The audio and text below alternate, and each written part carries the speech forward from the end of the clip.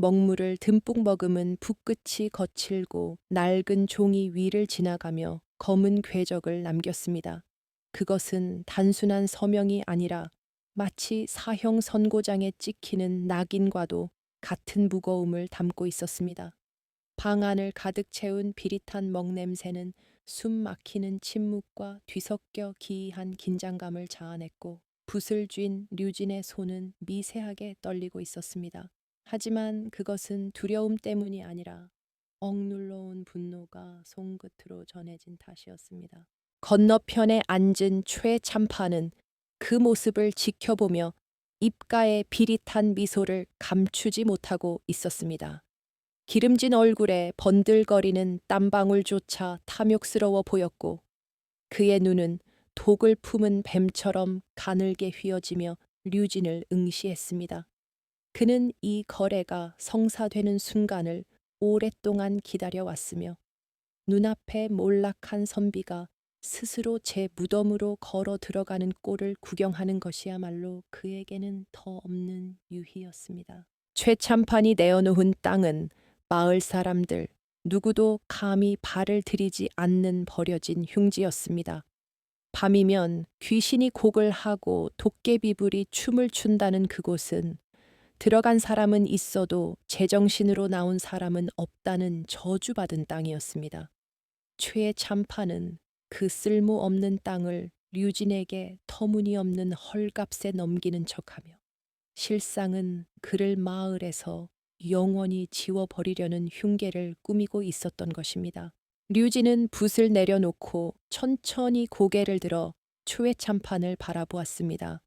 낡아빠진 도포 자락은 그의 앙상한 어깨를 겨우 가리고 있었지만 그 눈빛만은 촛불처럼 형형하게 살아 있었습니다.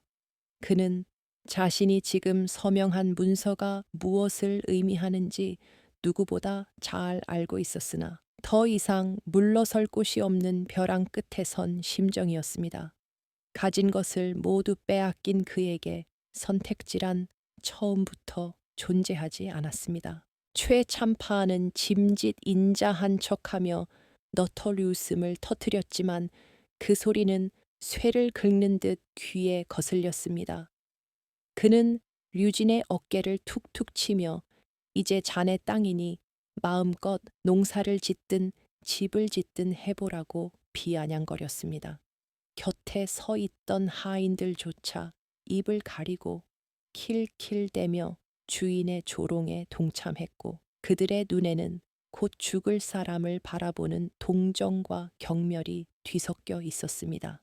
문서에는 초의 참판이 직접 적어 넣은 특약 사항이 하나 있었습니다.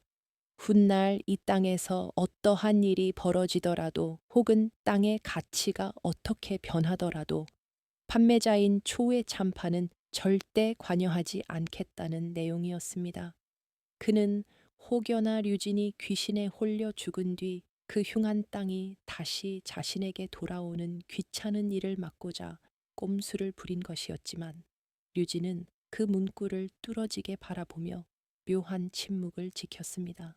마당으로 나온 류진을 맞이한 것은 싸늘한 바람과 마을 사람들의 수군거림뿐이었습니다. 담장 너머로 고개를 내민 촌부들은 혀를 차며 젊은 선비가 아까운 목숨을 버린다고 안타까워했습니다.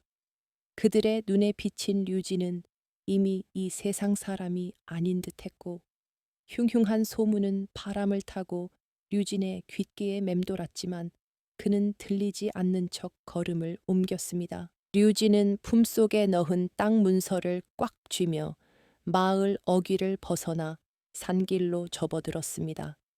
해가 서산으로 넘어가며 붉은 노을이 하늘을 물들였지만 그 빛은 따뜻하기보다는 피처럼 붉고 선명하여 불길함을 더했습니다.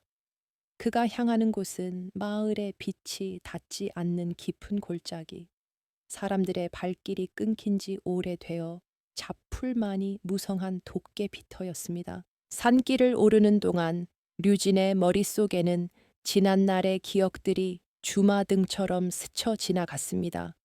억울하게 누명을 쓰고 돌아가신 아버지와 병을 얻어 세상을 떠난 어머니, 그리고 가산을 정몰당하고 길거리로 내쫓기던 그날의 차가운 공기가 다시금 피부에 와닿았습니다. 세상은 그에게 한 번도 친절한 적이 없었고 사람들은 귀신보다 더 무서운 얼굴로 그를 벼랑 끝으로 밀어넣었습니다. 어둠이 짙게 깔리기 시작하자 숲은 본색을 드러내기 시작했습니다. 나뭇가지들은 기괴하게 비틀려 마치 류진을 잡으려는 손길처럼 보였고 어디선가 들려오는 부엉이 울음소리는 음산한 경고처럼 들렸습니다. 하지만 류진의 발걸음은 멈추지 않았고 오히려 더 단단하게 땅을 밟으며 앞으로 나아갔습니다. 그는 마음속으로 되뇌었습니다. 산 사람의 탐욕이 죽은 자의 원한보다 더 지독한 법이라고 말입니다. 마침내 류진의 눈앞에 잡초 속에 파묻힌 허름한 초가 한 채가 모습을 드러냈습니다. 지붕은 반쯤 무너져 내렸고 기둥은 썩어 위태로워 보였지만 류진은 그곳을 자신의 새로운 보금자리로 받아들였습니다. 이곳이 세상 사람들이 말하는 지옥의 입구일지라도 적어도 탐욕스러운 인간들의 눈길을 피할 수 있는 유일한 안식처였기 때문입니다. 그는 문서를 꺼내 달빛에 비추어 보며 입술을 깨물었습니다. 최참판이 조롱하듯 적어준 그 문구가 언젠가는 그를 겨누는 날카로운 비수가 될 것임을 류진은 직감하고 있었습니다. 도깨비터의 첫날 밤은 그렇게 무거운 침묵과 함께 시작되었고 류진은 칠흑 같은 어둠 속으로 제 발로 걸어 들어갔습니다. 이것은 끝이 아니라 처절한 싸움의 시작이었습니다. 썩어 문드러진 살인문을 밀치고 들어서자 수십 년 묵은 먼지와 곰팡내 섞인 퀴퀴한 공기가 류진의 폐부 깊숙이 파고들었습니다. 발을 디딜 때마다 바닥에 깔린 낙엽과 썩은 나무 토막들이 비명을 지르듯 부서졌고 뚫린 지붕 사이로 쏟아지는 싸늘한 달빛은 마치 상복을 입은 귀신의 창백한 안색처럼 집안 곳곳을 비추고 있었습니다. 이곳은 사람이 사는 집이라기보다는 버려진 무덤에 더 가까웠으나 류진은 개의치 않고 방 한구석에 쌓인 먼지를 옷소매로 묵묵히 닦아내며 자신이 몸 누일 자리를 마련했습니다. 같은 시각 마을 주막에서는 류진의 생사를 두고 짓궂은 내기가 벌어지고 있었는데 사람들은 탁주 사발을 기울이며 낄낄대고 있었습니다.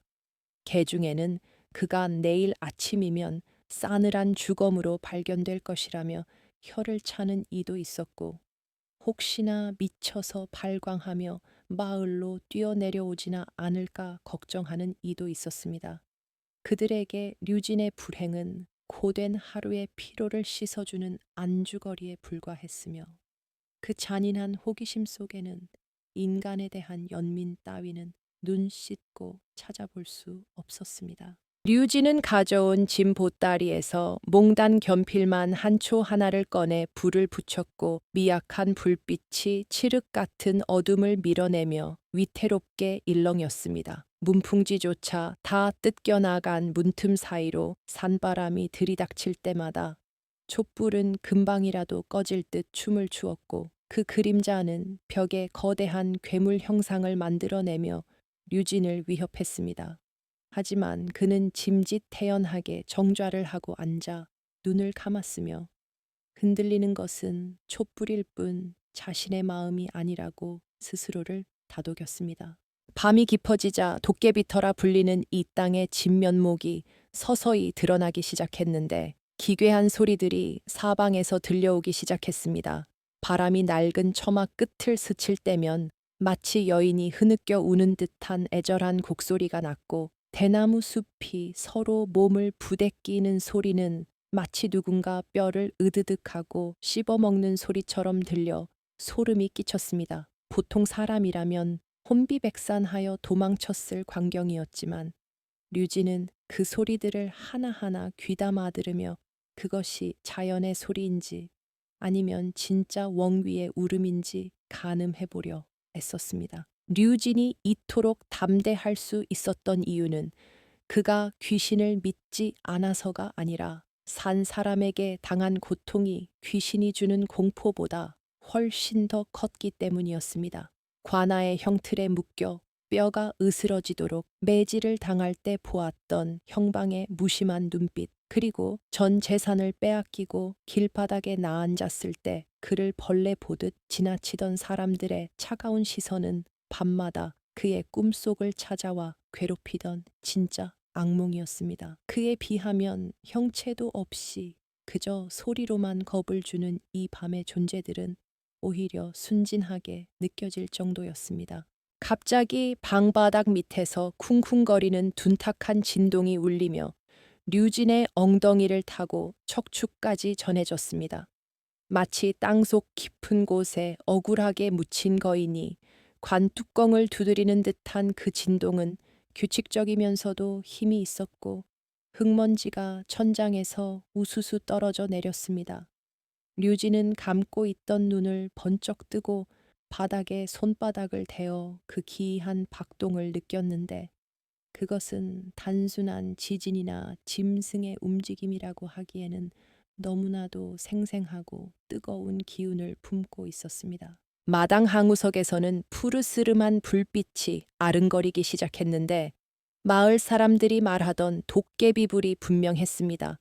불빛은 허공을 떠다니며 커졌다 작아지기를 반복했고 마치 류진을 밖으로 유인하려는 듯 춤을 추고 있었습니다. 류진은 자리에서 일어나 삐걱거리는 문을 열고 마루로 나섰는데 차가운 밤 공기가 그의 얼굴을 때렸지만 그의 시선은 오직 그 신비로운 불빛에 고정되어 있었습니다.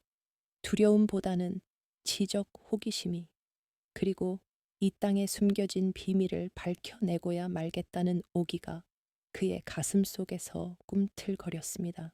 그는 마당으로 내려서며 어둠 속을 향해 나직하지만 단호한 목소리로 말을 건넸습니다. 만약 이곳에 원한 맺힌 귀신이 있다면 내 앞에 모습을 드러내라고. 산 사람에게 쫓겨난 나 또한 갈 곳 없는 신세이니 동병상련의 처지가 아니겠느냐고 읊조렸습니다. 그의 목소리는 바람에 실려 숲속으로 퍼져나갔고 잠시 동안 기이한 정적이 흐르며 숲이 숨을 죽이는 듯 했습니다. 그 순간 류진은 자신이 더 이상 혼자가 아니라는 묘한 느낌을 받았습니다. 하지만 대답 대신 돌아온 것은 더욱 거세진 바람과 함께 몰려온 짙은 안개였는데 그 안개 속에서 비릿하면서도 매캐한 냄새가 났습니다. 류진은 소매로 코를 막으며 그 냄새의 근원을 쫓으려 했지만 짙은 안개는 한치 앞도 분간할 수 없게 만들며 그를 고립시켰습니다.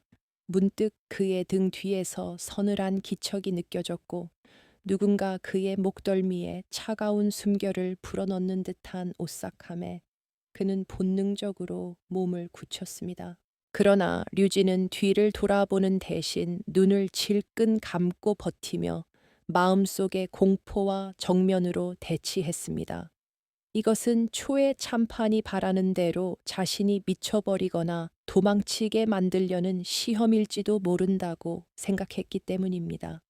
그는 이를 악물고 새벽이 올 때까지 이 자리를 지키겠다고 다짐했고 어둠은 그런 류진의 의지를 비웃듯 더욱 짙게 깔리며 그를 집어삼키려 들었습니다. 도깨비터에서의 첫날 밤은 그렇게 삶과 죽음, 이성과 광기의 경계선 위에서 위태롭게 깊어만 갔습니다. 자시를 넘어 축시로 향하는 깊은 밤, 칠흑 같은 어둠은 세상의 모든 빛을 집어삼킬 듯 위세가 등등했고 산짐승조차 숨을 죽인 정막 속에서 기이한 곡소리는 더욱 날카롭게 류진의 귓가를 파고들었습니다.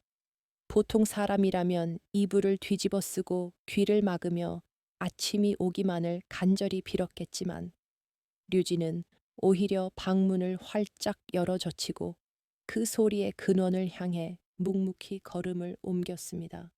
그의 손에 들린 낡은 등롱에서 흘러나오는 희미한 불빛만이 이 거대한 어둠 속에서 유일하게 의지할 수 있는 길잡이였으며 그의 눈빛은 두려움 대신 학자, 특유의 냉철한 탐구심으로 빛나고 있었습니다. 소리는 뒤편 대나무 숲 너머 깎아지른 듯한 절벽 아래에서 들려오고 있었는데 그곳은 낮에도 그늘이 져 음산하기 짝이 없는 곳이었습니다. 류진이 가까이 다가갈수록 울음소리는 더욱 구슬프게 변해 마치 억울하게 죽은 처녀 귀신이 피를 토하며 하소연하는 듯했고 등골이 오싹해지는 한기를 느꼈습니다. 하지만 그는 걸음을 멈추지 않고 절벽 바로 밑까지 다가가 등불을 높이 쳐들었고 거친 바위 표면을 천천히 훑어내리기 시작했습니다. 그의 시선이 머문 곳은 절벽 중간쯤에 뚫려 있는 기묘한 모양의 구멍들이었는데 오랜 세월 비바람에 깎여 나간 흔적이 역력했습니다. 골짜기를 타고 불어오는 것엔 산바람이 그 좁고 깊은 바위 구멍들을 통과할 때마다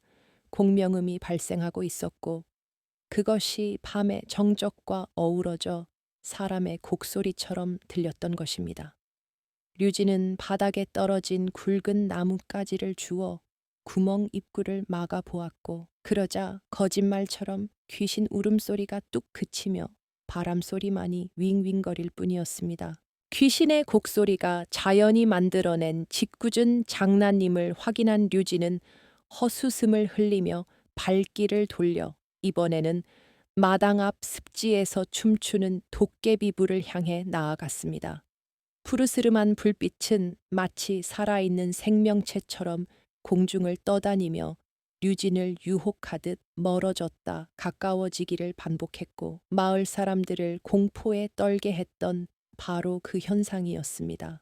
류진은 조심스럽게 발을 내디디며 습지에 질척한 흙을 밟았고 그곳에서는 썩은 달걀 냄새와도 같은 퀴퀴한 악취가 진동을 하고 있었습니다. 그는 문득 옛 서책에서 읽었던 구절을 떠올렸는데 썩은 동식물이 늪지대에 퇴적되면서 발생하는 기운이 공기와 만나면 스스로 빛을 낸다는 내용이었습니다. 류진은 바닥에 굴러다니는 돌멩이를 주워 불빛이 일렁이는 곳을 향해 힘껏 던졌고 첨벙하는 소리와 함께 물이 튀면서 불빛은 순식간에 흩어져 사라졌다가 잠시 후 다른 곳에서 다시 피어올랐습니다. 그것은 원한 맺힌 홀령의 장난이 아니라 단지 죽은 것들이 흙으로 돌아가는 과정에서 내뿜는 자연스러운 숨결에 불과했던 것입니다. 모든 정체를 파악한 류진은 그 자리에 주저앉아 늪지대를 바라보며 긴 한숨을 내쉬었는데 그것은 안도의 숨이기도 했지만 동시에 허탈함이 섞인 탄식이기도 했습니다. 사람들은 눈에 보이지 않는 공포에 지배당해 진실을 보려 하지 않았고 그 무지가 최참판과 같은 탐욕스러운 자들에게는 더할 나위 없는 무기가 되었던 것입니다. 이 땅은 저주받은 흉지가 아니라 그저 바람이 통하고 물이 고이는 지극히 자연스러운 땅일 뿐이었습니다. 류진은 다시 등불을 챙겨 들고 자신의 낡은 초가집으로 돌아오며 이 땅이 자신과 너무나도 닮아 있다는 생각을 지울 수 없었습니다. 세상 사람들의 오해와 편견 속에 갇혀 본래의 가치를 인정받지 못하고 버려진 땅, 그리고 억울한 누명을 쓰고 가문이 몰락하여 세상 밖으로 밀려난 자신. 그는 묘한 동질감을 느끼며 썩은 기둥을 어루만졌고 이 버려진 땅에서라면 자신이 다시 시작할 수 있을지도 모른다는 희미한 희망을 품게 되었습니다.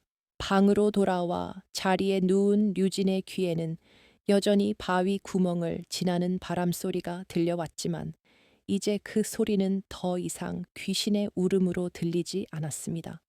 오히려 그 소리는 세파에 시달린 그의 마음을 위로하는 자장가처럼 들렸고 도깨비불은 밤길을 밝혀주는 등불처럼 느껴지기 시작했습니다. 공포가 걷히자 비로소 땅이 가진 진짜 얼굴이 보이기 시작했고 류진은 내일 날이 밝는 대로 이 땅의 속살을 제대로 파헤쳐 보리라 다짐했습니다.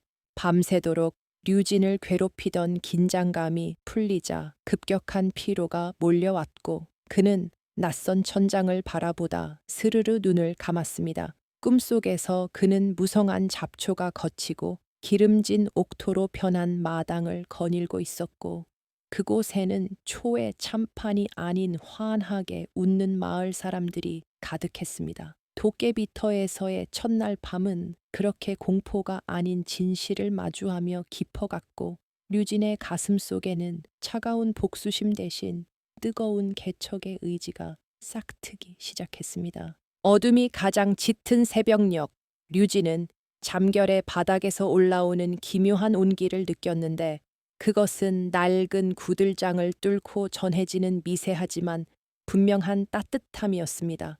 그는 본능적으로 몸을 웅크려 그 온기를 품었고 차가운 산바람조차 뚫지 못하는 그 따뜻함은 마치 어머니의 품속처럼 아늑했습니다.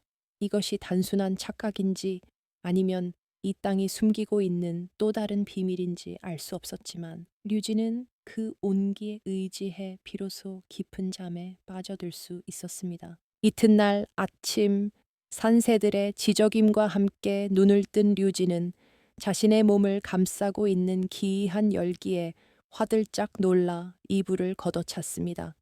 아궁이에 불을 지핀 적도 없건만 방바닥은 마치 누군가 밤새 군부를 떼기라도 한 듯 뜨끈했으며 눅눅했던 방 안의 공기마저 훈훈하게 데워져 있었습니다.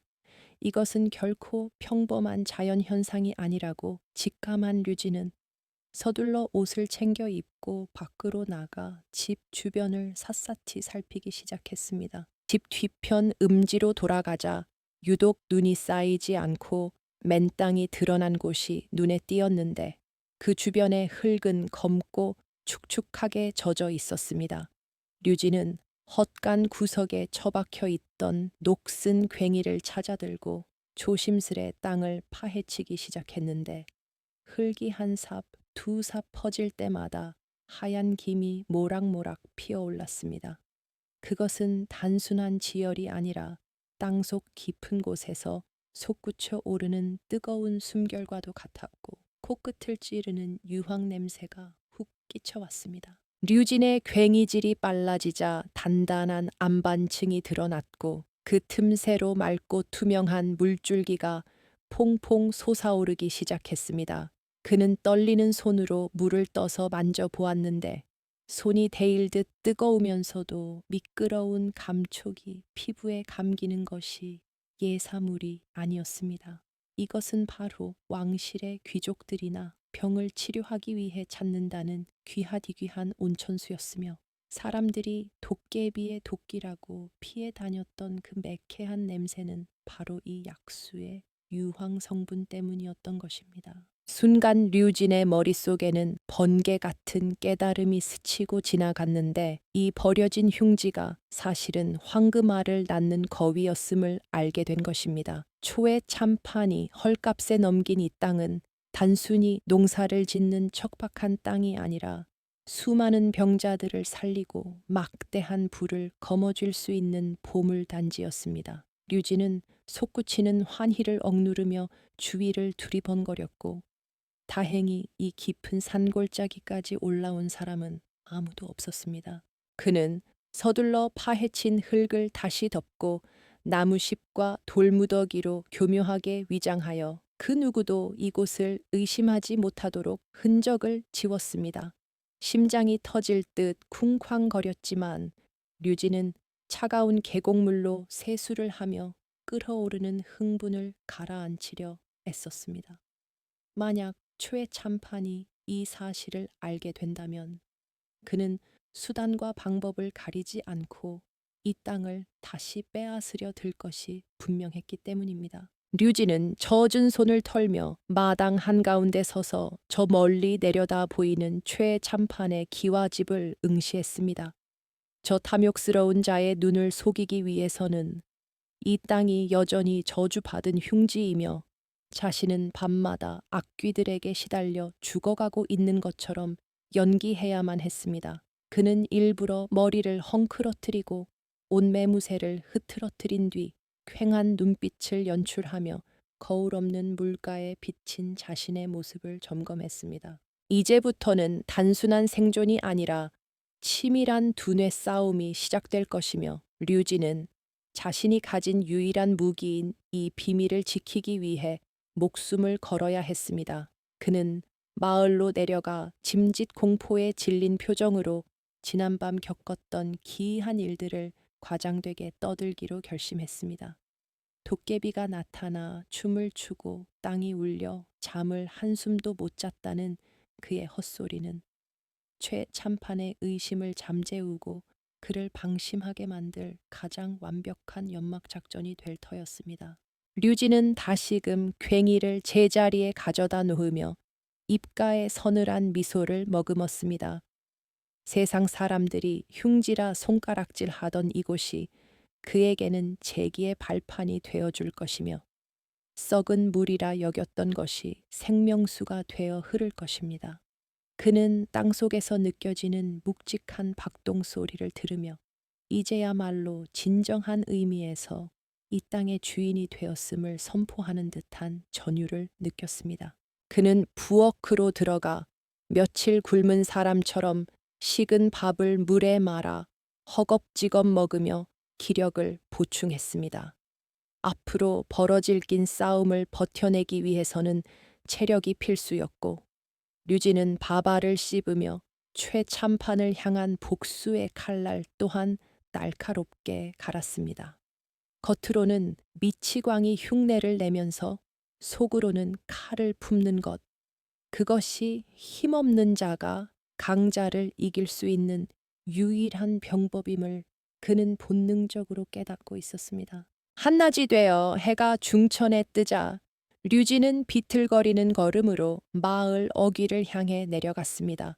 그의 등 뒤로는 여전히 하얀 김이 모락모락 피어오르는 온천수가 숨죽여 흐르고 있었고 그것은 류진만이 알고 있는 위대한 비밀이자 희망이었습니다.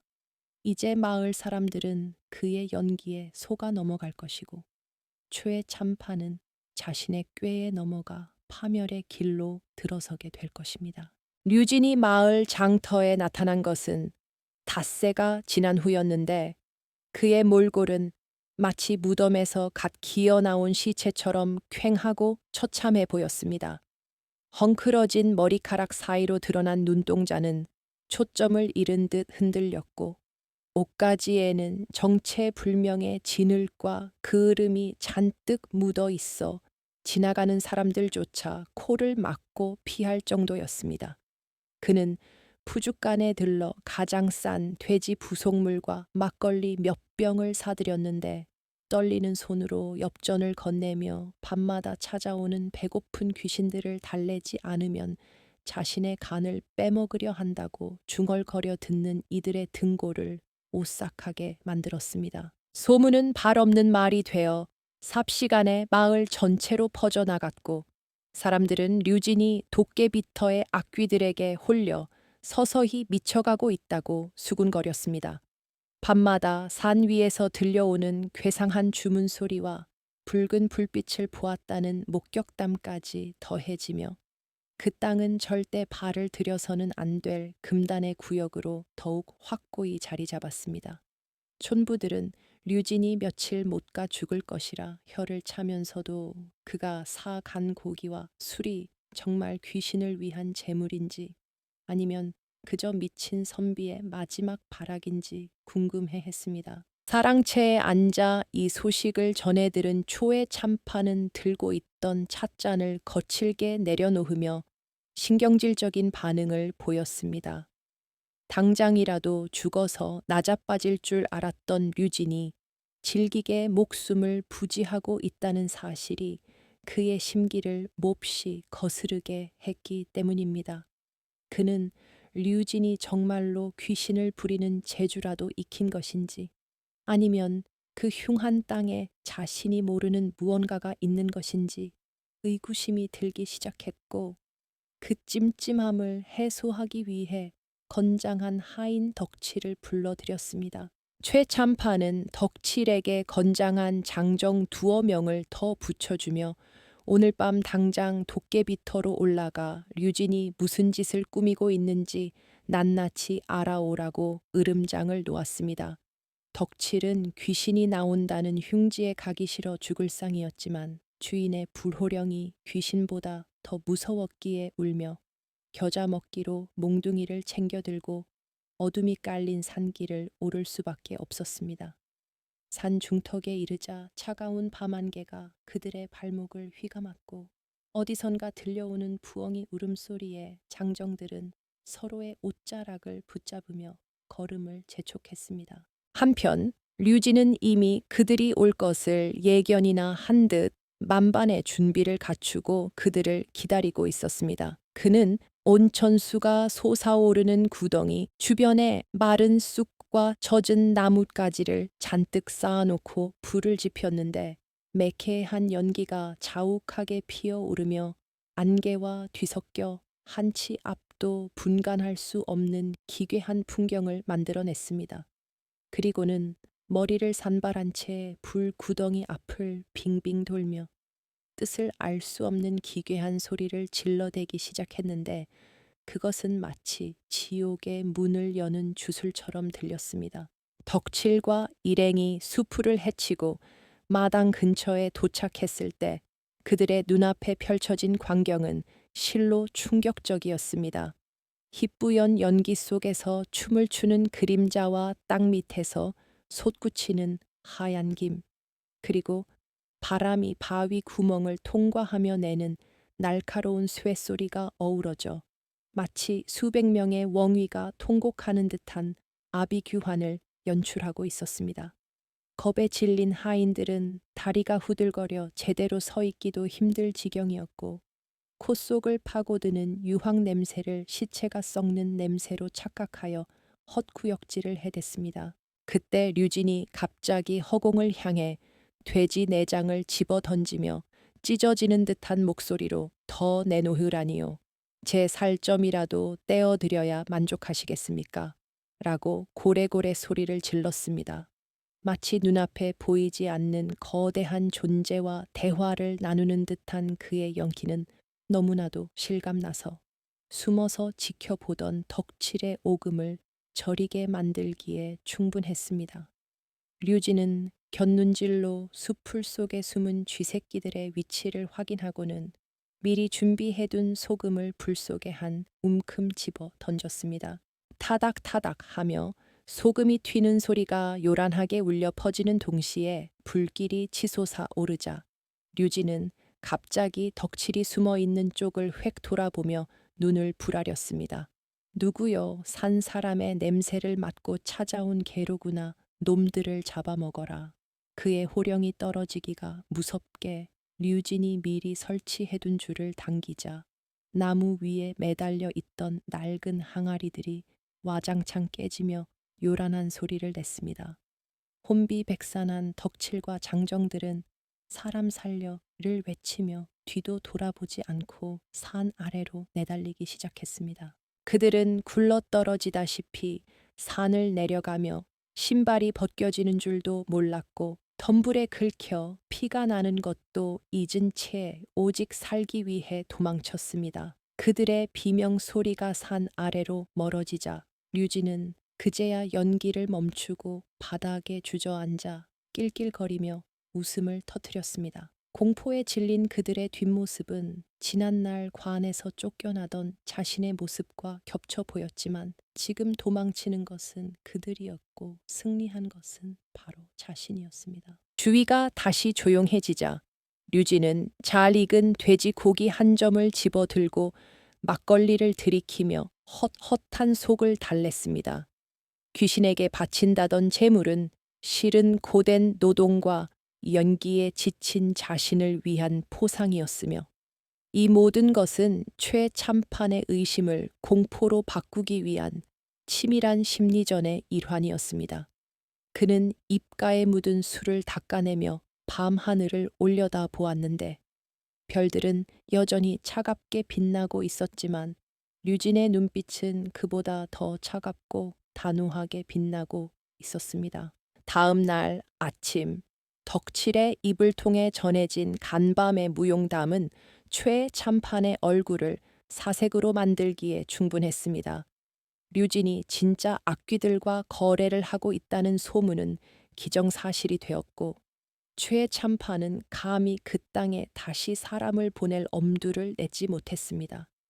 이로써 류진은 당분간 누구의 방해도 받지 않고 온천을 개발할 수 있는 귀중한 시간을 벌게 되었으며 그의 계획은 순풍에 돛을 단 듯 착착 진행되어 갔습니다. 계절은 어느덧 산천초목이 얼어붙는 깊은 겨울로 접어들었으나 류진이 머무는 도깨비터만큼은 세상의 이치를 거스르는 기이한 봄날과도 같았습니다. 땅속 깊은 곳에서 끊임없이 솟아오르는 온천수의 열기가 차가운 대지를 든 덕분에 류진이 몰래 심어놓은 약초들은 한겨울의 매서운 칼바람 속에서도 푸른 잎을 틔우며 싱그럽게 자라나고 있었습니다.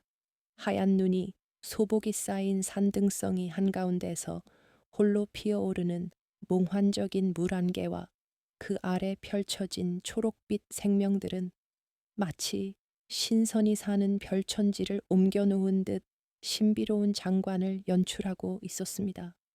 마을 사람들은 이것을 두고 도깨비의 요술이라며 두려워했지만 소문은 바람을 타고 최참판의 귀에까지 들어가 그의 잠자던 탐욕을 다시금 흔들어 깨웠습니다. 최참판은 따뜻한 아랫목에 누워 곰곰이 생각에 잠겼는데 아무리 생각해도 죽어야 마땅한 놈이 겨울에 농사를 짓고 있다는 사실이 도무지 납득이 가지 않았습니다. 그 땅이 정말로 저주받은 흉지가 아니라면 혹은 자신이 알지 못하는 숨겨진 명당이라면 헐값에 넘긴 자신의 처사가 천추의 한이 될 것이 뻔했습니다. 배가 아파 견딜 수 없었던 초의 참판은 결국 체면을 무릅쓰고 하인들을 대동하여 도깨비터로 향하는 감에 올랐는데 그의 눈빛은 먹잇감을 노리는 살처럼 번들거리고 있었습니다.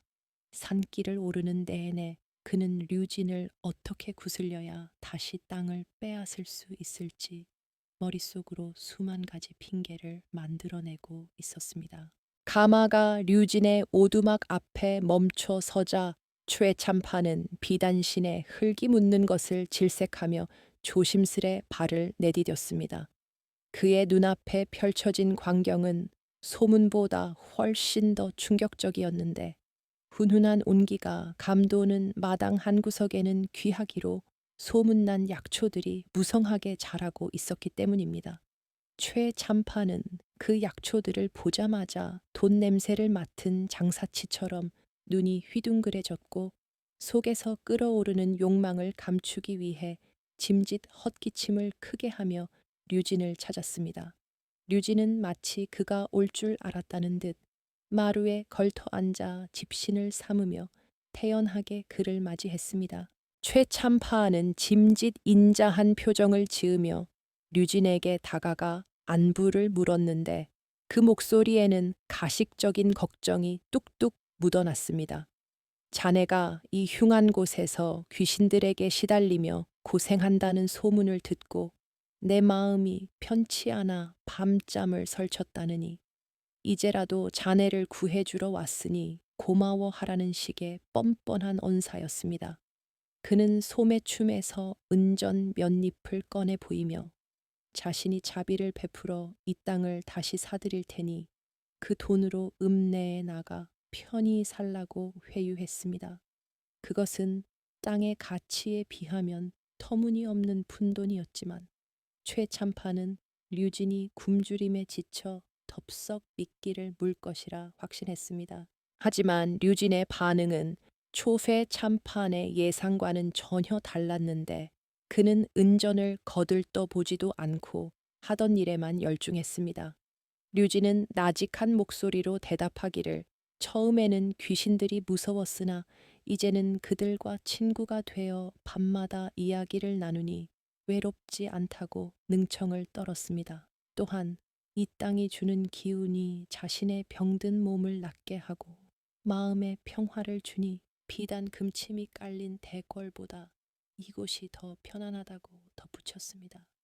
류진의 말 속에는 뼈가 있어 최 참판의 위선을 비꼬는 날카로운 풍자가 숨겨져 있었으나 탐욕에 눈이 먼 최 참판은 그것을 알아차리지 못했습니다. 약이 바짝 오른 초해 참판은 목소리를 높이며 자네가 지금 제정신이 아니니 헛소리를 하는 것이라며 윽박질렀습니다. 그는 류진의 건강을 염려하는 척하며 계속 이곳에 머물다가는 음기에 짓눌려 명을 재촉할 것이니 자신의 말을 들으라고 강요했습니다. 그러면서 슬쩍 마당의 약초밭을 가리키며 저런 잡풀들도 다 불태워 버리고 정화해야 한다고 말했는데 그의 시선은 이미 약초를 팔아 챙길 이득을 계산하느라 바쁘게 움직이고 있었습니다. 최 참판의 속내가 뻔히 보이는 수작에 류진은 속으로 코웃음을 쳤지만 겉으로는 여전히 순박하고 멍청한 척 연기하며 고개를 저었습니다. 류진은 집신을 내려놓고 정색을 하며 최 참판을 똑바로 쳐다보았습니다. 그리고 말하기를 한번 주인의 손을 떠난 땅은 다시 돌아가지 않는 법이며 이미 문서에 도장을 찍어 하늘과 땅이 증인이 되었는데 어찌 번복할 수 있겠느냐고 되물었습니다. 특히 초해 참판이 직접 적어 넣었던 판매자는 훗날 이 땅에 절대 관여하지 않는다는 문구를 언급하며 선비로서 신의를 지키는 것이 도리이지 않겠느냐고 정곡을 찔렀습니다. 자신의 꾀에 자신이 넘어간 꼴이 된 최 참판은 얼굴이 불그락불그락해져서 말문이 막히고 말았습니다. 자존심에 큰 상처를 입은 초의 참판은 본색을 드러내기 시작했는데 그는 점잖은 체면을 집어던지고 류진에게 욕설을 퍼붓기 시작했습니다. 은혜를 원수로 갚는 배은망덕한 놈이라느니 주제도 모르고 날뛴다느니 하며 삿대질을 해댔지만 류진은 꿈쩍도 하지 않고 그저 바람에 흔들리는 대나무처럼 의연했습니다. 류진은 오히려 최 참판에게 차나 한잔 하고 가시라며 뜨거운 온천수를 떠다 내밀었는데 그 물에서 피어오르는 유황 냄새에 질겁한 초의 참판은 독을 탔느냐며 찻잔을 내치고 말았습니다. 류진은 깨진 찻잔 조각을 바라보며 싸늘하게 말했습니다. 사람의 마음 속에 독이 있으면 세상 모든 것이 독으로 보이는 법이라고. 이 물은 땅이 주는 정직한 선물이거늘 참판 영감의 눈에는 어찌 그리 삐딱하게만 보이느냐고 일갈했습니다. 그 말은 최 참판의 폐부를 찌르는 비수와도 같았고 더 이상 할 말이 없어진 그는 분을 이기지 못해 몸을 부들부들 떨었습니다. 하인들조차 주인과 류진 사이의 서슬퍼런 기세에 눌려 숨소리조차 내지 못하고 눈치만 살필 뿐이었습니다. 결국 초해 참판은 씩씩거리며 자리에서 일어났고 돌아가는 길에 두고 보자며 저주 섞인 협박을 남겼습니다. 그는 자신이 가질 수 없다면 차라리 부셔버리겠다는 심보로 류진을 파멸시킬 더 악독한 음모를 꾸미기 시작했습니다. 감에 오르는 그의 뒷모습은 패배자의 그것처럼 초라해 보였지만 그 속에 품은 도끼는 더욱 맹렬하게 타오르고 있었습니다. 류진은 멀어지는 가마 행렬을 바라보며 깊은 한숨을 내쉬었는데 이것으로 전면전이 시작되었음을 직감했기 때문입니다. 최 참판이 사라지고 난 뒤 류진은 다시 약초밭으로 돌아가 어린 싹들을 어루만졌습니다. 탐욕스러운 자와의 대화는 그에게 깊은 피로감을 안겨주었지만 동시에 자신이 지켜야 할 것이 무엇인지 더욱 명확하게 깨닫게 해주었습니다.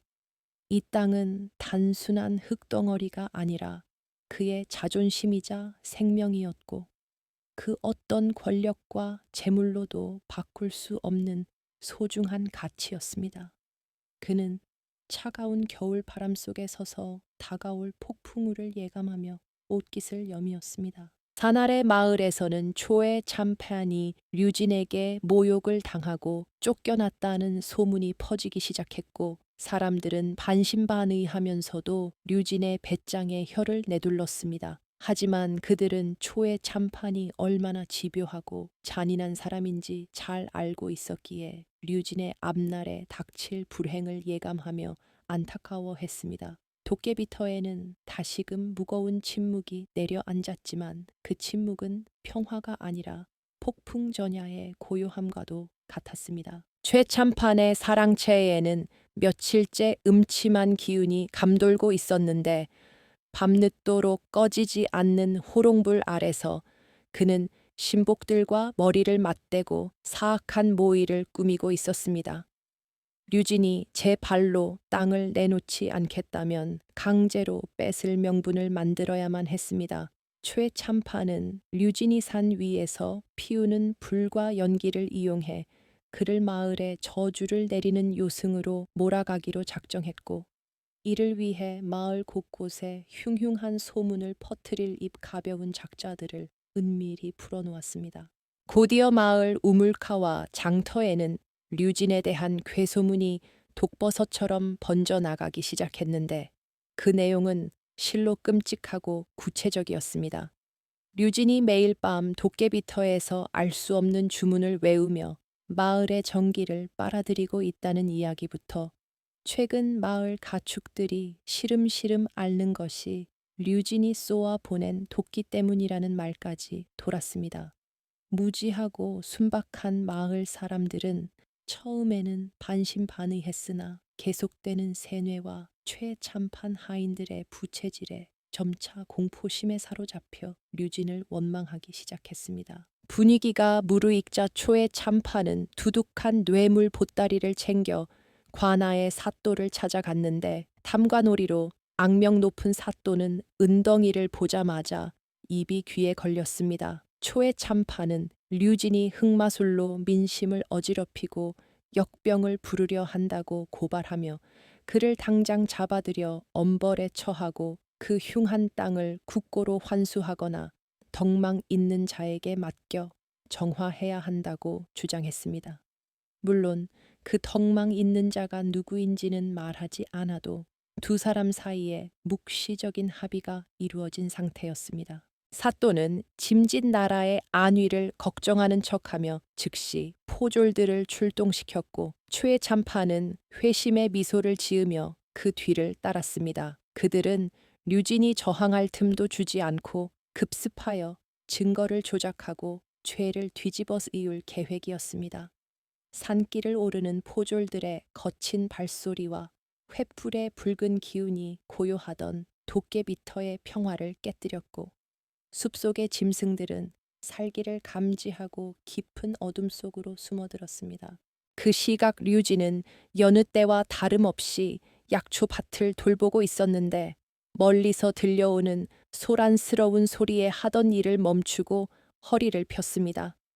그는 이미 초의 참판이 가만히 있지 않을 것임을 예견하고 있었기에 당황하거나 도망치려 하지 않았습니다. 오히려 그는 올 것이 왔다는 듯 차분하게 옷매무새를 다듬고 방 안에 숨겨두었던 낡은 서책 하나를 품속 깊이 챙겨 넣었습니다.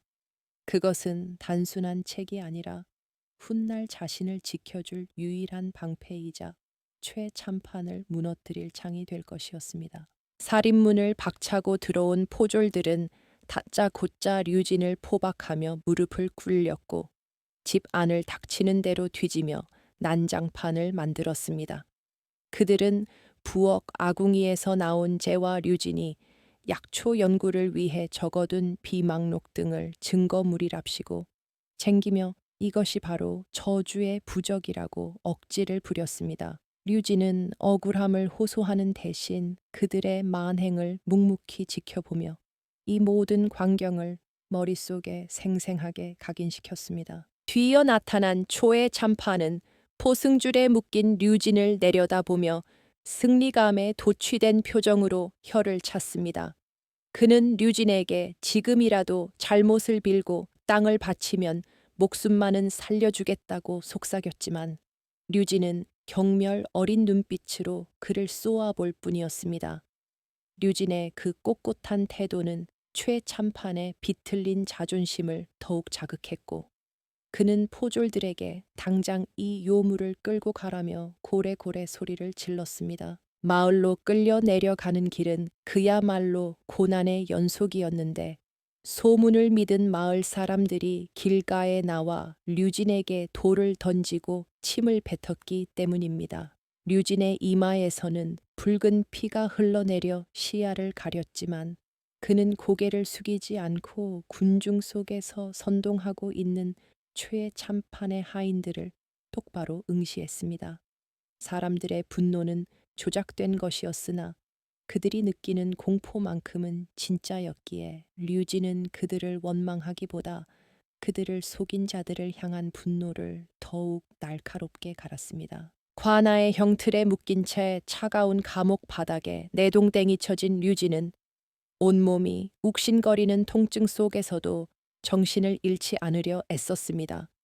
습하고 어두운 감옥 안은 쥐들이 찍찍거리고 썩은 지푸라기 냄새가 진동했지만 류진에게는 이 또한 견뎌내야 할 시련의 일부였습니다. 그는 눈을 감고 도깨비터이의 따뜻한 온기를 떠올리며 내일 열릴 공판에서 어떻게 진실을 밝힐지 치밀하게 계획을 세웠습니다. 한편 초의 참판은 마을 유지들을 불러 모아 술판을 벌이며 자신의 승리를 자축하고 있었습니다. 그는 류진이 고문을 못 이겨 거짓 자백을 하거나 옥사할 것이라 믿어 의심치 않았고 곧 그 땅이 자신의 손에 들어올 상상에 젖어 있었습니다. 그러나 그는 류진이 단순한 선비가 아니라 바닥까지 떨어져 본 사람만이 가질 수 있는 도끼와 지혜를 품고 있다는 사실을 간과하고 있었습니다. 밤이 깊어가면서 감옥 창살 사이로 푸르스름한 달빛이 새으며들어 류진의 얼굴을 비추었는데 그의 표정은 죄인의 그것이라기보다는 수행하는 수도승처럼 평온해 보였습니다. 그는 품속에 숨겨온 서책의 감촉을 느끼며 내일 아침이 밝으면 이 억울한 누명이 오히려 최의 참판의 목을 조르는 올가미가 될 것임을 확신했습니다. 거짓은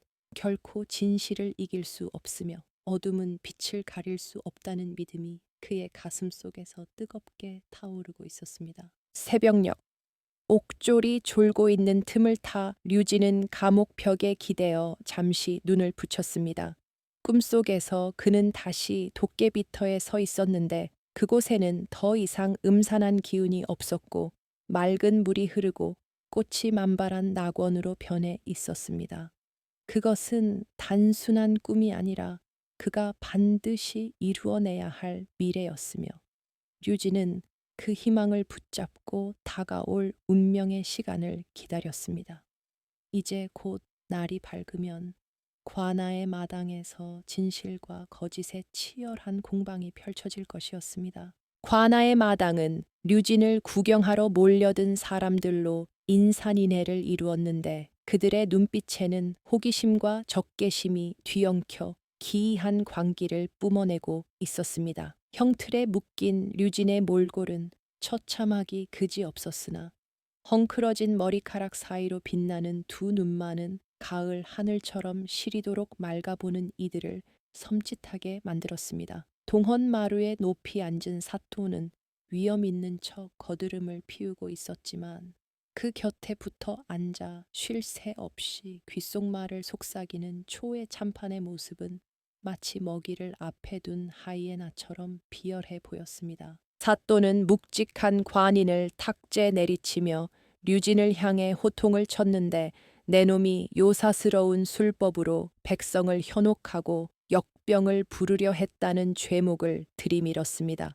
최 참판은 옆에서 거들며 저놈이 밤마다 불을 피우고 주문을 외우는 것을 본 증인이 한둘이 아니라며 당장 주리를 틀어 자백을 받아내야 한다고 목소리를 높였습니다. 군중 속에서도 죽여라, 마을에서 쫓아내라 하는 고함이 터져 나왔고 분위기는 금방이라도 류진을 멍석말이할 듯 험악하게 달아올랐습니다. 하지만 류진은 피 묻은 입술을 떼어 나직하지만 또렷한 목소리로 입을 열었는데 그의 목소리는 소란스러운 장내를 일순간 침묵시킬 만큼 힘이 있었습니다. 그는 소인이 정말 요술을 부려 마을에 해를 끼쳤다면 마땅히 죽어 싸지만 만약 그것이 하늘이 내린 축복이라면 사또께서는 어찌 감당하시겠습니까? 라고 되물었습니다. 사또와 초의 참판은 류진의 당돌한 태도에 기가 막혀 말을 잇지 못했고 류진은 이 기회를 놓치지 않고 승부수를 던졌습니다. 류진은 자신의 무고함을 증명하기 위해 모두가 함께 도깨비터로 올라가 보자고 제안했는데 그곳에서 자신의 요술의 실체를 직접 보여주겠다는 것이었습니다. 최참파는 류진이 산속으로 유인하여 무슨 흉계라도 꾸밀지 모른다며 결사반대했지만 사또의 생각은 달랐습니다. 만약 류진이 거짓말을 하는 것이라면 그 자리에서 처형하여 위험을 세우면 될 것이고 혹여나 진짜 신기한 물건이라도 나온다면 그것을 가로챌 욕심이 발동했기 때문입니다.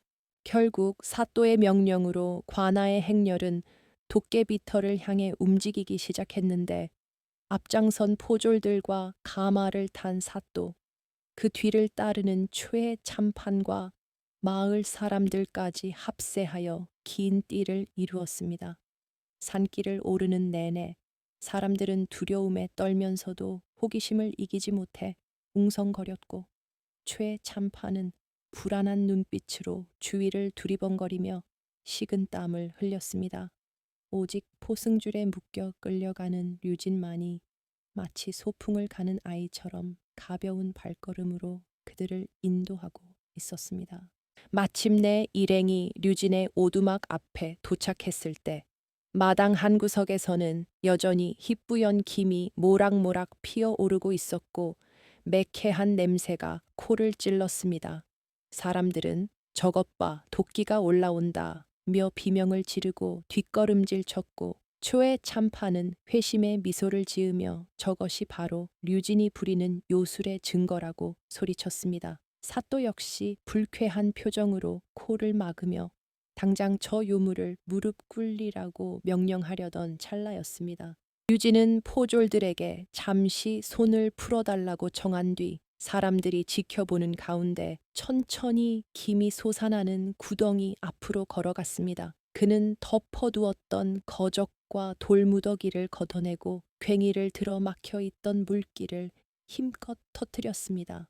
그러자 촤 하는 시원한 소리와 함께 땅속 깊은 곳에서 억눌려 있던 뜨거운 물줄기가 용솟음치며 허공으로 솟구쳐 올랐습니다. 그것은 음산한 안개가 아니라 대지의 뜨거운 열기를 품은 맑고 투명한 온천수였습니다. 솟구치는 물줄기는 햇살을 받아 영롱한 무지개를 만들어냈고 주변의 차가운 공기를 순식간에 훈훈하게 데워놓았습니다. 류진은 솟아오르는 물을 표주박에 받아 사또에게 바치며 이것은 요술이 아니라 땅이 품고 있던 따뜻한 물, 온천입니다. 이 물은 사람을 해치는 것이 아니라 병든 자를 낫게 하고 지친 자를 위로하는 약수입니다. 라고 말했습니다. 사또는 쭈뼛거리며 물에 손을 담가 보더니 이내 눈이 휘둥그레지며 감탄사를 연발했습니다. 사람들도 하나둘씩 용기를 내어 다가와 물을 만져보고는 그 따뜻함과 부드러운 감촉에 탄성을 질렀습니다. 누군가 이건 썩은 냄새가 아니라 유황 냄새야. 내 피부병을 고칠 수 있다는 그 귀한 물이란 말일세 라고 외치자 분위기는 순식간에 공포에서 환희로 뒤바뀌었습니다. 사람들은 앞다퉈 물을 찍어 자신의 아픈 곳에 바르기 시작했고 류진을 향한 비난은 어느새 찬사와 경이로움으로 변해가고 있었습니다. 초의 참파는 넋이 나간 사람처럼 그 광경을 바라보며 입을 다물지 못했는데 자신이 헐값에 팔아넘긴 흉지가 실은 황금보다 귀한 보물단지였다는 사실을 깨달았기 때문입니다. 그의 얼굴은 흙빛으로 변하다 못해 파랗게 질려버렸고 배가 아파 창자가 꼬이는 듯한 고통에 비틀거렸습니다. 그는 어떻게든 이 상황을 부정하고 싶었지만 눈앞에서 솟구치는 뜨거운 물줄기는 명백한 현실이었습니다. 사또는 류진의 포박을 풀어주라고 명하며 이토록 귀한 명당을 찾아낸 공로를 치하하는 척 표정을 싹 바꾸었습니다. 그의 머릿속에는 이미 이 온천을 어떻게 나라에 보고하고 자신의 치적으로 삼을지, 그리고 류진에게서 어떻게 이 땅을 빼앗을지에 대한 계산이 빠르게 돌아가고 있었습니다. 그는 탐욕스러운 눈빛으로 류진을 바라보며 자네가 큰 발견을 했구만. 허나 이런 귀한 땅을 개인이 소유하는 것은 국법에 어긋날 수도 있으니 라며 운을 떼었습니다. 그러나 류진은 사또의 속셈을 꿰뚫어 보고 있다는 듯 정중하지만 단호하게 말을 잘랐습니다. 그는 품속에서 젖지 않도록 기름종이에 싸두었던 땅 문서를 꺼내 들고 이 땅은 정당한 절차를 거쳐 최참판 댁에서 매입한 사유지이며 관아의 공증까지 마친 문서가 여기 있습니다. 라고 외쳤습니다. 류진의 손에 들린 문서는 햇빛을 받아 하얗게 빛났고 그 순간 최참판은 비명 같은 탄식을 내뱉으며 자리에 주저앉고 말았습니다. 군중들의 시선이 류진의 손에 들린 문서와 바닥에 주저앉은 최참판을 오가며 묘한 긴장감이 감돌았습니다. 류진은 승리감에 취하는 대신 냉철하게 다음 수를 준비하고 있었는데 이제부터가 진짜 싸움이라는 것을 누구보다 잘 알고 있었기 때문입니다. 온천수의 열기 속에서 류진과 권력자들의 시선이 허공에서 날카롭게 부딪혔고 도깨비터는 이제 귀신의 땅이 아니라 인간의 욕망이 끓어오르는 전쟁터로 변해 있었습니다. 최참판은 류진의 손에 들린 문서를 낚아채듯 빼앗으려 했으나 류진은 날렵하게 몸을 피하며 문서가 사또의 눈앞에 보이도록 펼쳐 보였습니다. 최참판은 얼굴이 불그락푸르락해져서 핏대를 세우며 자신이 이 땅을 팔 때는 이런 보물단지인 줄 몰랐으니 이 거래는 원천무효라고 고래고래 소리를 질렀습니다. 그는 류진이 자신을 속여 헐값의 땅을 가로챘으니 사기죄로 다스려야 한다며 사또의 바지가랑이를 붙잡고 억지를 부리기 시작했습니다. 그의 추한 몰골은 점잖은 양반의 체면 따위는 내다 버린 지 오래였고 오직 잃어버린 재물에 대한 탐욕만이 그를 지배하고 있었습니다. 사또는 난처한 표정으로 수염을 쓰다듬으며 최참판과 류진을 번갈아 보았는데 마음 같아서는 최참판의 편을 들어 땅을 빼앗고 싶었지만 보는 눈이 너무 많았습니다. 이미 수많은 마을 사람들이 온천의 존재를 확인했고 류진이 정당한 문서를 가지고 있다는 것을 목격했기에 무턱대고 권력을 휘두르다가는 밀란이라도 일어날까 두려웠던 것입니다. 사또는 헛기침을 하며 류진에게 문서를 건네받아 찬찬히 훑어보았는데 그의 시선이 문서의 마지막 부분에 머무는 순간 미간이 꿈틀거리며 묘한 표정을 지었습니다.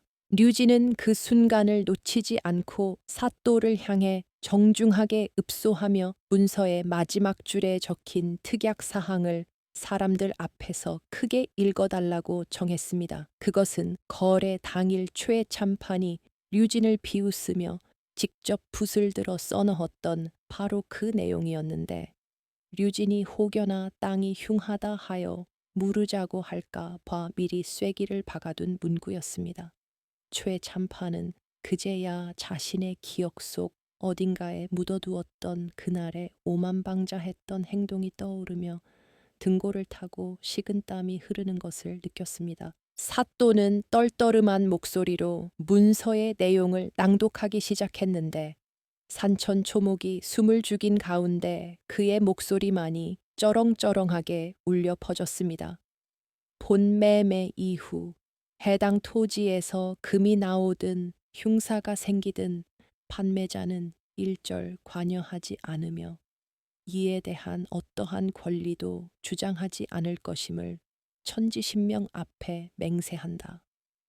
그 문장은 너무나도 명확하고 단호하여 다른 해석의 여지가 전혀 없는 완벽한 자기 함정이었습니다. 낭독이 끝나자마자 여기저기서 웅성거리는 소리가 터져 나왔고 그를 아는 마을 사람들은 무릎을 치며 최 참판의 자승자박을 비웃었습니다. 자신이 쳐놓은 덫에 자신의 발목이 잘린 꼴이 되었으니 이는 누구를 원망할 수도 없는 명백한 인과응보였습니다. 초의 참판은 그 문구가 자신의 목을 조르는 올가미가 될 줄은 꿈에도 몰랐기에 넋이 나간 사람처럼 입을 벌린 채 허공만 응시할 뿐이었습니다. 그는 류진을 죽음으로 몰아넣기 위해 썼던 붓끝이 결국 자신의 심장을 찌르는 비수가 되어 돌아왔음을 뼈저리게 깨달았습니다. 류진은 사색이 된 초의 참판에게 다가가 나직한 목소리로 영감께서 친히 적어주신 이 글귀 덕분에 제가 마음 편히 이 땅을 지킬 수 있게 되었으니 참으로 감사합니다. 라고 말했습니다. 그 말은 비아냥이 아니라 뼈에 사무친 정중함이었기에 최 참판에게는 더욱더 참을 수 없는 모욕으로 다가왔습니다. 류진은 결코 소리를 지르거나 화를 내지 않았지만 그 차분한 한마디 한마디가 최 참판의 영혼을 난도질하는 날카로운 칼날과도 같았습니다. 사또는 더 이상 초의 참판을 비호할 명분이 사라졌음을 깨닫고 재빨리 태세를 전환하여 판결을 내렸습니다. 문서는 관아의 공증을 거친 효력 있는 증서이며 특약사항 또한 판매자가 자의로 작성한 것이므로 이 땅의 소유권은 온전히 류진에게 있다는 것이었습니다. 사또는 짐짓 공정한 판관인 척하며 최 참판에게 물러가라고 손짓했고 마을 사람들은 류진의 승리에 환호성을 지르며 박수를 보냈습니다. 최 참판은 분을 이기지 못해 이럴 수는 없다. 이건 모략이다. 라고 비명을 지르며 류진에게 달려들려 했지만 포졸들에게 제지당해 바닥에 내동댕이 쳐졌습니다. 흙투성이가 된 비단옷과 벗겨진 신발, 그리고 광기로 일그러진 얼굴은 마을 최고의 부자가 아닌 미치광기의 모습 그 자체였습니다. 그는 자신이 그토록 멸시하던 도깨비터의 흙바닥에 얼굴을 처박힌 채 자신이 뱉은 침과 오물 속에서 허우적거리는 비참한 최후를 맞이했습니다. 류진은 땅바닥에 엎드려 통곡하는 초의 참판을 뒤로하고 김이 모락모락 피어오르는 온천수를 바라보며 깊은 숨을 들이마셨습니다. 그것은 지난 수년간 그의 가슴을 짓눌러 왔던 응어리가 씻겨 내려가는 듯한 시원함이었고 피를 보지 않고도 악을 징벌할 수 있다는 것을 증명해낸 진정한 선비의 승리였습니다. 붓은 칼보다 강하다는 옛 성현의 말씀이 틀리지 않았음을 그는 오늘 이 자리에서 똑똑히 목격했습니다. 사람들은 류진을 애워싸고 그를 칭송하기 시작했는데 그를 미친 선비라고 손가락질하던 자들도 이제는 그를 선견지명이 있는 현자라며 치켜쓰기에 바빴습니다. 하지만 류진은 그들의 칭찬에 일희일비하지 않고 그저 담담한 표정으로 자신의 땅 문서를 다시 품속 깊이 갈무리했습니다. 그 종이 한 장의 무게가 천근만은처럼 무겁게 느껴졌지만 동시에 그것은 앞으로 그가 지켜나가야 할 새로운 세상의 무게이기도 했습니다. 해질 무렵 소란이 가라앉고 사람들이 모두 돌아간 도깨비터에는 다시 고요가 찾아왔습니다. 하지만 예전의 음산하고 무서운 정막이 아니라 따뜻한 온기와 평화가 감도는 아늑한 쉼터의 모습이었습니다. 류진은 텅 빈 마당에 홀로 서서 붉게 물드는 노을을 바라보며 이제야 비로소 이 긴 싸움이 끝났음을 실감했습니다. 복수는 끝났으나 그의 삶은 이제 막 다시 시작되려 하고 있었고 그 길은 온천수처럼 따뜻하고 맑을 것이라 믿었습니다. 최 참판이 관에서 쫓겨나다시피 물러난 후 그의 위세는 하루아침에 땅에 떨어져 마치 이 빠진 호랑이 신세가 되고 말았습니다. 무고죄를 덮기 위해 가문의 재산 절반을 뒷돈으로 탕진해야 했고 마을 사람들의 조롱과 손가락질을 견디다 못해 대문 밖으로 한 발자국도 나오지 않는 폐인이 되어버린 것입니다. 탐욕으로 흥한 자가 탐욕으로 망한다는 옛말이 하나도 그르지 않음을 보여주는 살아있는 본보기가 되었으며 그의 몰락은 류진의 승리를 더욱 빛나게 하는 어두운 그림자로 남았습니다. 밤마다 그의 집 담장 너머로 들려오던 고함 소리와 물건 부수지는 소리는 이제 더 이상 위협이 아니라 패배자의 처량한 비명으로 들릴 뿐이었습니다. 반면 귀신이 나온다 하여 아무도 거들떠보지 않던 도깨비터는 상전벽해라는 말이 무색할 정도로 눈부시게 변모하기 시작했습니다. 류진은 사욕을 채우기 위해 호화로운 건물을 짓는 대신 주변의 바위와 나무를 그대로 활용하여 누구나 편안하게 쉴 수 있는 소박한 노천탕을 만들었습니다. 대나무 숲을 스치는 바람 소리는 이제 귀신의 곡소리가 아니라 목욕을 즐기는 사람들의 콧노래와 어우러지는 낭만적인 연주가 되었고 밤이면 춤을 추던 도깨비불 대신 류진이 밝혀놓은 은은한 등불이 지친 나그네들을 따뜻하게 맞이했습니다. 흉흉했던 소문은 사라지고 그 자리에 신비한 약수의 효험에 대한 찬사가 채워지기 시작했습니다. 류진은 이 귀한 온천수를 독점하지 않고 마을의 병들고 가난한 이들에게 무료로 개방하는 큰 결단을 내렸습니다. 평생을 흙바닥에서 구르며 고된 노동에 시달려 관절이 성할 날이 없던 노인들과 피부병을 앓아도 약 한 첩 제대로 쓸 수 없었던 아이들이 류진의 마당으로 모여들었습니다. 뜨거운 물에 몸을 담그고 고통을 잊은 채 해맑게 웃는 그들의 모습을 보며 류진은 자신이 찾아낸 것이 단순한 온천수가 아니라 사람을 살리는 생명수였음을 다시금 깨달았습니다.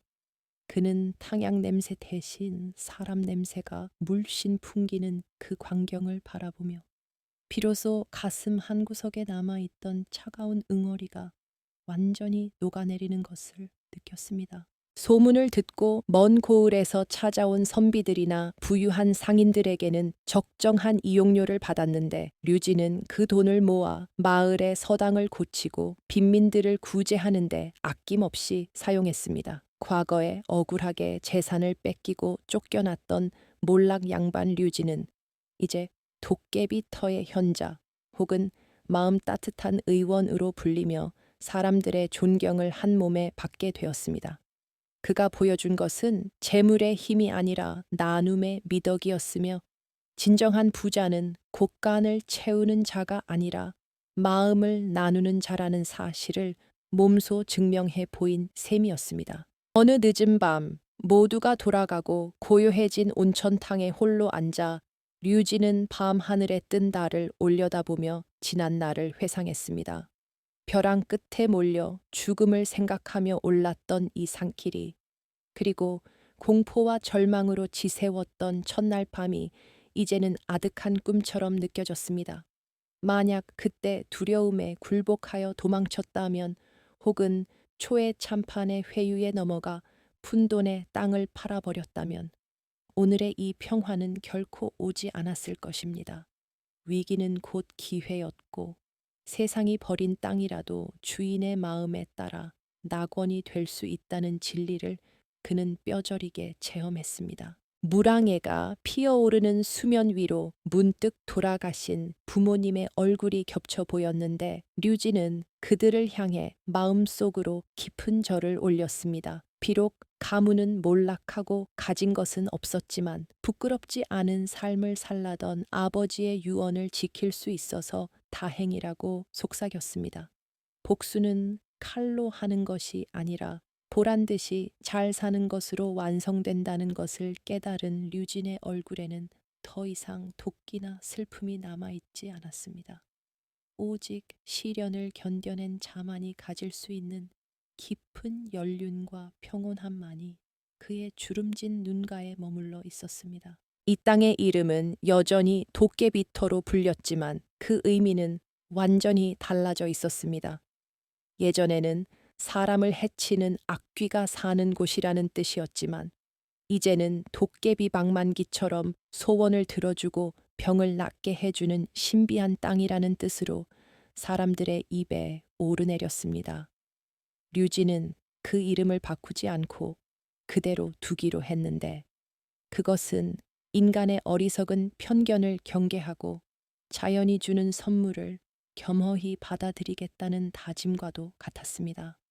그는 가끔 바위 구멍에서 나는 바람 소리를 들으며 그것이 마치 이 땅을 지키는 수호신이 부르는 노래 같다고 생각했습니다. 겨울이 지나고 다시 봄이 찾아오자 온천 주변에는 이름 모를 들꽃들이 만발하여 천상의 화원을 이루었습니다. 류진은 약초밭을 거닐며 파릇파릇 돋아나는 새싹들을 어루만졌는데 그 생명력 넘치는 모습은 마치 절망을 딛고 일어선 자신의 인생과 닮아 있었습니다. 그는 더 이상 과거의 상처에 얽매이지 않고 내일 피어날 꽃과 찾아올 사람들을 기다리며 하루하루를 충실히 살아가기로 마음먹었습니다.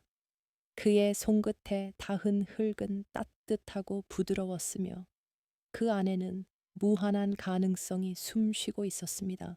최참파는 그 후로 시름시름 앓다가 쓸쓸히 세상을 떠났다는 소문이 들려왔지만 류진은 그 소식에 기뻐하지도 슬퍼하지도 않았습니다.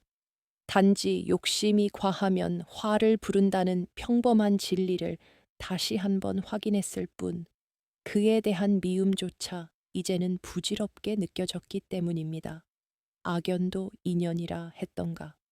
초의 참판 덕분에 이 땅을 얻게 되었으니 어찌 보면 그 또한 류진의 운명을 돕는 조연에 불과했을지도 모를 일이었습니다. 류진은 허공으로 흩어지는 온천의 김처럼 마음속의 마지막 미련까지 모두 날려보냈습니다. 어느 화창한 아침 류진은 마루에 앉아 따뜻한 차 한 잔을 마시며 멀리 산 아래를 내려다 보았습니다. 마을 길을 따라 삼삼오오 짝을 지어 온천으로 올라오는 사람들의 행렬이 보였고 그들의 왁자지껄한 웃음소리가 봄바람을 타고 산 중턱까지 전해져 왔습니다. 흉지라 불리던 땅은 이제 사람들의 희망이 되었고 세상에서 버림받았던 한 선비는 그 희망을 지키는 파수꾼이 되었습니다. 류진은 입가에 잔잔한 미소를 머금으며 찬란하게 떠오르는 태양을 향해 눈을 감고 온몸으로 그 따스한 햇살을 맞이했습니다. 그것은 길고 긴 밤을 지나 맞이한 그의 인생에서 가장 아름답고 눈부신 아침이었습니다.